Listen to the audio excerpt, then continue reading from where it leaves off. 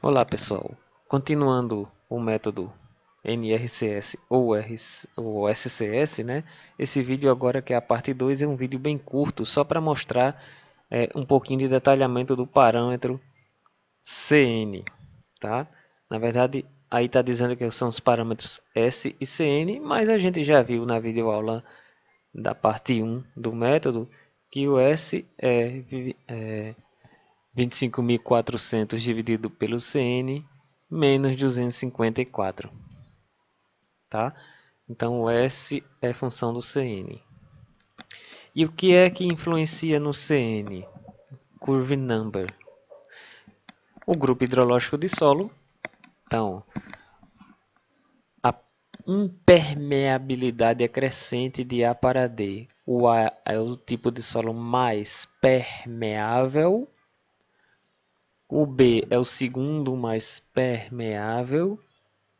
O C é o terceiro mais permeável, ou a gente pode dizer que é o segundo mais impermeável, e o D é o mais impermeável, tá? Ah, isso é função de quê? Esse grupo hidrológico de... Como é que eu sei que um solo se encaixa em A, B, C ou D? Existem publicações e eu posso indicar na Revista Brasileira de Recursos Hídricos dois artigos, eu não lembro agora, eu lembro de um dos autores que é o Sartori, tá? Procurem lá na Revista Brasileira de Recursos Hídricos, ele faz uma síntese muito interessante de solos encontrados no Brasil e como eles podem ser classificados no grupo hidrológico de solo A, B, C ou D, certo? E as condições hidrológicas, bom, tipo de cobertura, se nós temos vegetação, se o solo está nu, se a gente tem superfície impermeável, como a gente trata esse solo, se a gente está tratando esse solo com agricultura mecanizada, rotação de cultura, solo preparado, plantio direto, etc, etc. E a condição de umidade antecedente, tá? Se a umidade é a condição antecedente de umidade seca, média ou úmida, tá? Então, condição de umidade antecedente. Bom, esta tabela é uma tradução da tabela daquela publicação que eu falei do Departamento de Agricultura dos Estados Unidos. E você tem aí, na verdade, para áreas urbanizadas. Existem tabelas também para áreas não urbanizadas, tá?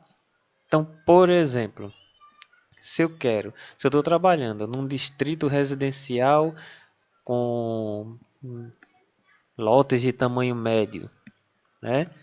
Isso é uma tabela baseada nos valores norte-americanos, mas que a gente utiliza muito aqui.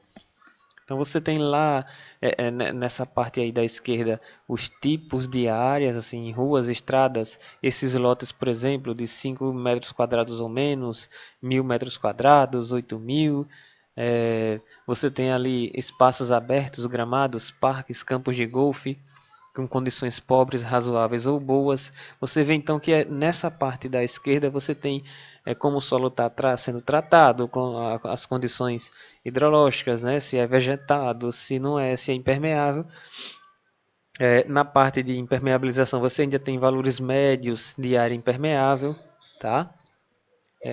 Por exemplo, para lotes de 500 metros quadrados ou menos, você tem que ir lá para as bacias nas quais foram feitos os experimentos, você tinha em média 65% de área impermeável nesses lotes de 500 metros quadrados ou menos.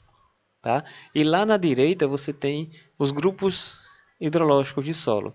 Então, toda vez que você for fazer um estudo hidrológico e precisar utilizar o método SCS para gerar um hidrograma, construir um evento chuva-vazão com a chuva e o hidrograma, você precisa de conhecer como é o solo naquela região, a pedologia. Então você precisa saber se é latossolo, se é argissolo, etc.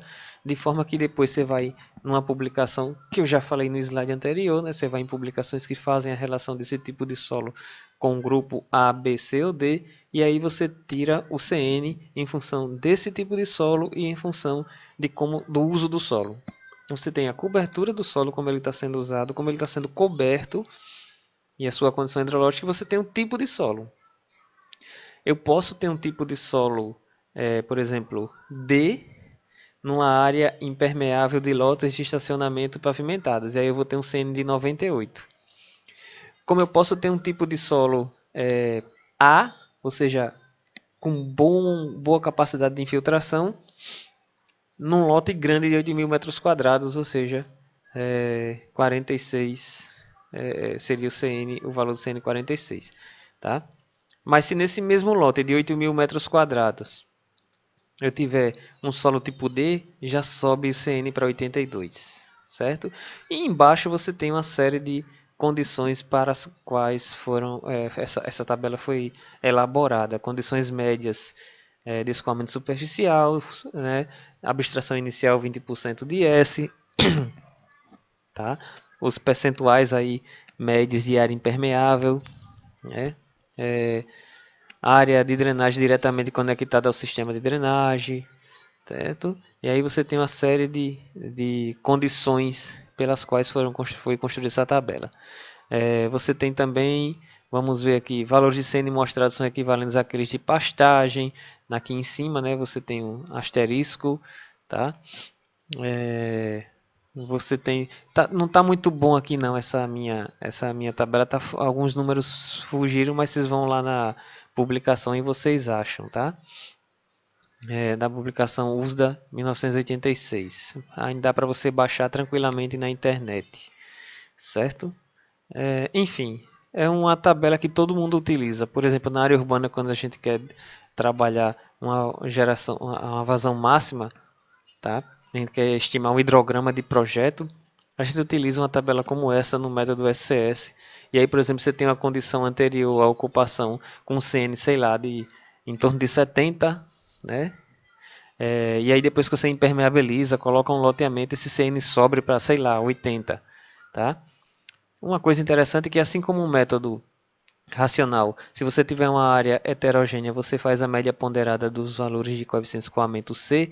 Quando a gente usa o método SCS, também a gente pode fazer uma média ponderada, ponderada pela área do CN. Então, se eu tenho uma bacia que tem pavimentos, lotes, áreas com espaços abertos, né? Na mesma área, eu posso tirar um C equivalente, um C que represente tudo isso, né? Um C médio pela média ponderada, certo?